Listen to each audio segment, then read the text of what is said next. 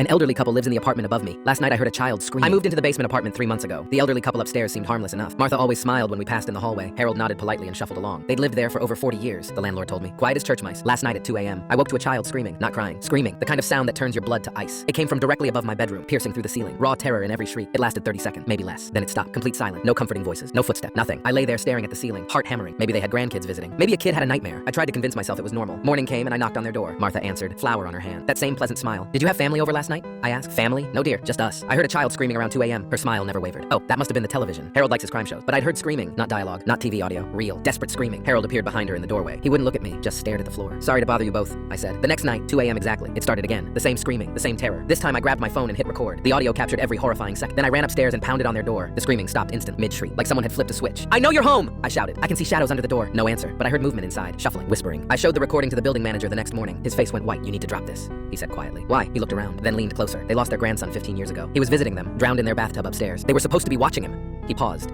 The guilt destroyed them. Just leave them alone. That night I couldn't sleep. At 1:55 a.m., I pressed my ear against the ceiling, listening. I heard Martha's voice, faint but clear. Come on, sweetie. Bath time. Then Harold. We'll get it right this time. The sound of water running, filling a tub. At exactly 2 a.m., the screaming started. I called the police. Told them I thought someone was hurting a child upstairs. 3 officers arrived within minutes. I led them up. They knocked. No answer. They knocked again. Announced themselves. Finally, they opened the unlocked door. I followed them inside. The apartment was frozen in time. Floral wallpaper. Doilies on every surface. Photographs everywhere. But I didn't look at them closely. The bathroom door was open. All 3 officers stopped in the doorway. I looked over their shoulders. Martha and Harold were kneeling on the tile floor beside the bathtub. It was full of water, steam rising. In Harold's hands was a small towel, soaked through. Martha clutched a pair of child's pajamas, dripping wet. They looked up at the officers with hollow eyes. He always screams when we try to save him, Harold whispered. The officers took them away. Psychiatric evaluation, they said. The landlord cleared out their apartment the next day. He offered to let me out of my lease. I said no. I'd feel stupid running away over nothing. That night I lay in bed, trying to relax. It was over. The apartment above me was empty. At 2 a.m. exactly, the screaming started again. Same spot, same ceiling, same desperate, terrified child. Coming from the empty apartment where a little boy drowned 15 years ago. Still screaming, still trying to be saved, still drowning at 2 a.m. every single night. I'm looking at new apartments tomorrow, but I don't think it matters where I go, because tonight, for the first time, I heard him say my name.